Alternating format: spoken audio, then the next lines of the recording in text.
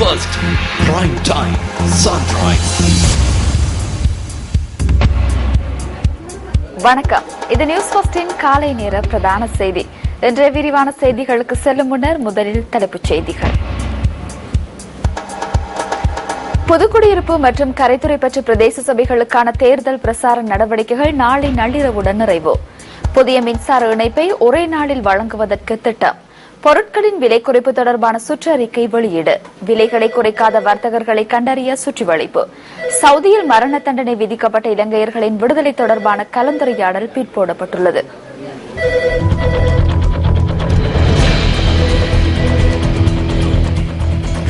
இனி விரிவான செய்திகள். சவுதி அரேபியாவில் மரண தண்டனை விதிக்கப்பட்டுள்ள இலங்கையர்கள் மூவரையும் விடுதலை செய்வது தொடர்பான கலந்துரையாடல் எதிர்வரும் 27ஆம் தேதிக்கு பிற்போடப்பட்டுள்ளது.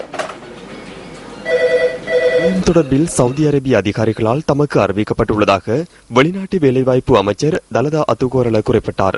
இதற்கமைய இந்த கலந்துரையாடலில் கலந்து கொள்ளும் பிரதிநிதியான அமைச்சர் ரவுப் ஹக்கீம் எதிர்வரும் 27ஆம் தேதி சவுதி அரேபியாவுக்கு செல்லவுள்ளார். இந்த கலந்துரையாடலை நேற்றைய தினம் முன்னெடுப்பதற்கு இதற்கு முன்னர் தீர்மானிக்கப்பட்டிருந்தது. எவ்வாறாயினும் மரண தண்டனை விதிக்கப்பட்டுள்ள இலங்கையர்கள் மூவரையும் விடுதலை செய்வது தொடர்பில் சவுதி மன்னருடன் அமைச்சர் ஹக்கீம் எதிர்வரும் 27ஆம் தேதி கலந்துரையாடுவார் என அறிவிக்கப்பட்டுள்ளது. கலந்துரையாடலின் பதில் வெளியிடப்படும் வரையில் இலங்கையர்களுக்கு மரண தண்டனை நிறைவேற்றப்பட மாட்டாதென அமைச்சர் மேலும் குறிப்பிட்டார்.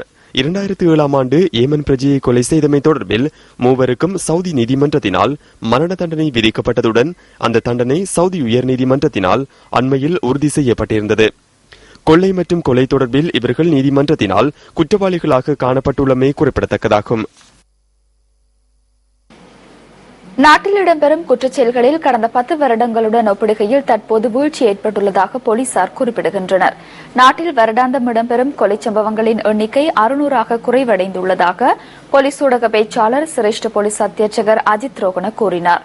கொலைகள் மாத்திரமின்றி கொள்ளை சம்பவங்கள், வீடுடைப்பு உட்பட அனைத்து குற்றச்செயல்களும் குறைந்துள்ளதாக அவர் தெரிவித்துள்ளார்.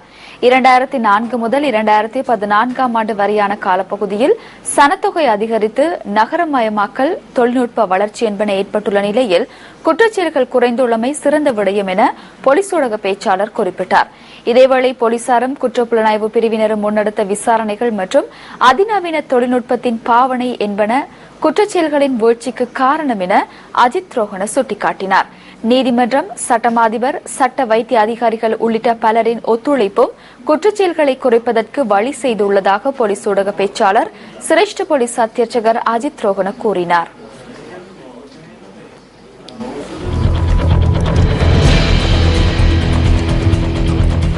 வரவு செலவு திட்டத்தினூடாக வழங்கப்பட்டுள்ள சலுகைக்கு அமைய பொருட்களின் விலை குறைப்பு தொடர்பான சுற்றறிக்கை தற்போது வெளியிடப்பட்டுள்ளதாக நுகர்வோர் அதிகார சபை குறிப்பிடுகின்றது. இந்த நடைமுறை நேற்று முன்தினம் முதல் அமலில் இருப்பதாகவும் அதிகார சபையின் பணிப்பாளர் நாயகம் JAM டாக்லஸ் தெரிவித்தார். இதற்கமைய பொருட்களின் விலைகளை குறைக்காத வர்த்தகர்களை கண்டறிய இன்று முதல் நாடெங்கிலும் சுற்றிவளைப்பு நடவடிக்கைகள் முன்னெடுக்கப்பட உள்ளதாக அவர் கூறினார். விலை குறைப்பு தொடர்பான சுற்றறிக்கை நுகர்வோர் அதிகார சபையின் அனைத்து பிரதேச செயலகங்களுக்கும் அனுப்பி வைக்கப்பட்டுள்ளதாக பணிப்பாளர் நாயகம் குறிப்பிட்டார். இடைக்கால வரவு செலவு திட்டத்தினூடாக 13 அத்தியாவசிய உணவுப் பொருட்களின் விலைகள் குறைக்கப்பட்டதுடன் இந்த சலுகை மக்களை சென்றடையும் வகையில் இந்த சுற்றறிக்கை வெளியிடப்பட்டுள்ளது. அமைச்சரவையில் எடுக்கப்பட்ட தீர்மானத்திற்கு அமையவே இந்த நடவடிக்கை முன்னெடுக்கப்பட்டுள்ளது.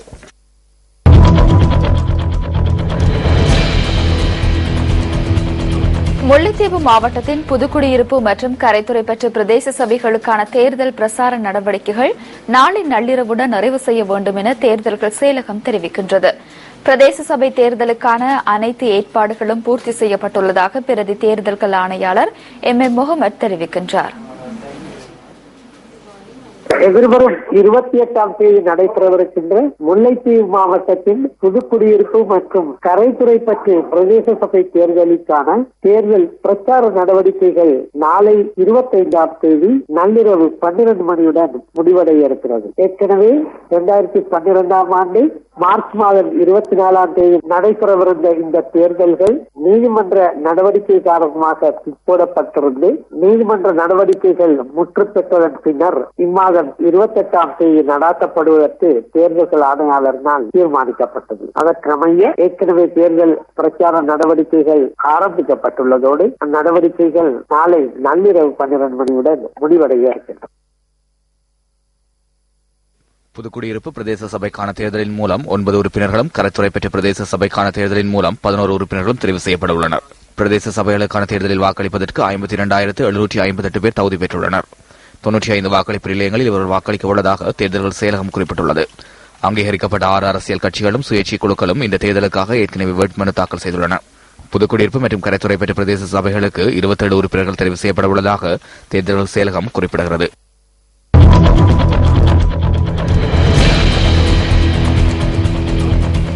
மட்டக்களப்பு ஓட்டமாவடி பிரதேச செயலாளர் பிரிவில் மாஞ்சோலை பதுரியா 207A கிராம சவகர் பிரிவின் கிராம உத்தியோகத்தர்களின் இடமாற்றத்துக்கு எதிர்ப்பு தெரிவித்து நேற்று ஆர்ப்பாட்டம் ஒன்று முன்னெடுக்கப்பட்டது.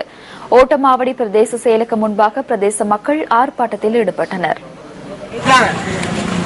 மாஞ்சோலை பதுரியா 207A பிரிவின் கிராம சேவகர் அரசியல் தலையீடு காரணமாக இடமாற்றம் செய்யப்பட்டுள்ளதாக ஆர்ப்பாட்டக்காரர்கள் தெரிவித்தனர்.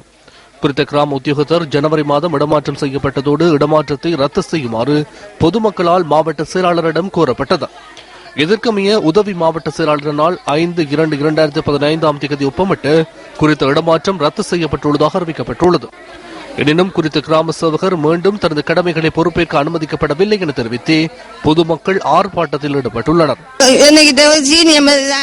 10,000 வேண்டினேன், நான் போடுறது 1,500 வேண்டினேன். இப்படி எல்லாம் எங்களுக்கு கஷ்டப்படுத்தினேன். நாங்க வாக்காளர் நிரப்புறாலும் 20 ரூபாய் 25 ரூபாய் காசு கொடுத்து தான் நாங்க நிரப்பணும். அவகரிக்கக்குள்ள இவர் இந்த முறை 2 வருஷம் வந்து 2 வருஷமும் எங்களுக்கு வாக்காளர் டாப்புக்கு 5 ஏதோ மண்டல அவரு நிரப்பி அவர் ஊட்டணும் தந்தார். எங்களுக்கு இப்படி எல்லாம் எங்களை போட்டு கஷ்டப்படுத்தின அவங்க.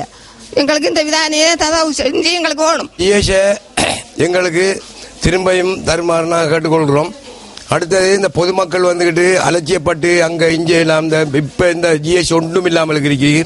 இப்ப அவங்க இந்த மேலிடத்துல இருந்து ஓர்டர் வந்து இந்த ஊருக்கு தான் அவர் சேவை செய்ய சொல்லி இப்ப அவங்க இங்க இருக்கிறாள் அதை விட்டு தாராப்பில் இல்லை.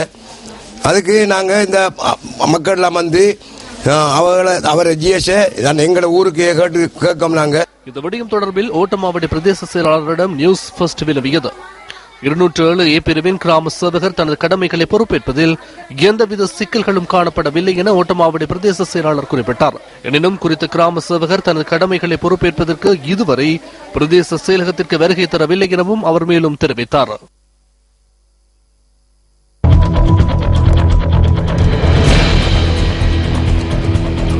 வடமாகாண பட்டதாரிகளை இலங்கை ஆசிரியர் சபையில் இணைத்துக் கொள்வதற்கான விண்ணப்பங்கள் கோரப்பட்டுள்ளன.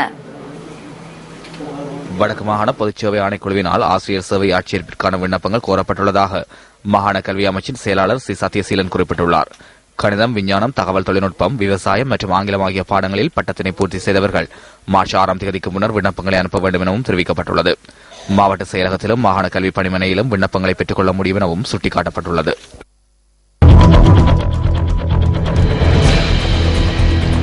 புதிய மின்சார இணைப்பை ஒரே நாளில் வழங்கும் திட்டத்தை முன்னெடுக்க உள்ளதாக மின்சக்தி எரிசக்தி ராஜாங்க அமைச்சர் பாலித்தராங்கி பண்டார தெரிவித்துள்ளார். மின் இணைப்பை பெற்றுக் கொள்வதில் பாவனையாளர்களுக்கு ஏற்படும் தாமதத்தை நிவர்த்தி செய்யும் வகையில் இந்த நடவடிக்கை முன்னெடுக்கப்பட உள்ளதாக ராஜாங்க அமைச்சர் குறிப்பிட்டார். ஒரே நாளில் மின் இணைப்பு வழங்கும் திட்டம் அடுத்த மாதம் 9ஆம் தேதி ஆனமடுவ பகுதியில் உத்தியோகபூர்வமாக ஆரம்பிக்கப்பட உள்ளதாக அவர் தெரிவித்துள்ளார். புதிய திட்டத்தின் கீழ் மின் இணைப்பை கோரும் அதே தினத்தில் கோரிக்கையை ஆராய்ந்து மதிப்பீடு தயாரித்து அதற்கான கட்டணம் செலுத்தப்பட்டதும் மின் இணைப்பு வழங்கப்பட உள்ளது. புதிய அரசாங்கத்தின் 100 நாள் வேலை திட்டத்தின் கீழ் இந்த செயற்பாடு முன்னெடுக்கப்படுவதாக ராஜாங்க அமைச்சர் குறிப்பிட்டார். எதிர்வரும் 2 மாதங்களில் நாட்டின் அனைத்து பிரதேசங்களிலும் புதிய மின்சார யோசனை திட்டம் நடைமுறைப்படுத்தப்பட உள்ளதாக ராஜாங்க அமைச்சர் பாலித்தராங்கி பண்டார மேலும் தெரிவித்துள்ளார். இத்துடன் நியூஸ் ஃபர்ஸ்டின் இன்றைய காலை நேர பிரதான செய்தி நிறைவு பெறுகின்றது. எமது அடுத்த மணித்தேல செய்திகளை 10:25க்கு எதிர்பாருங்கள். வணக்கம். Hotline 0114-896-896 www.newsfirst.lk. Feedback at newsfirst.lk.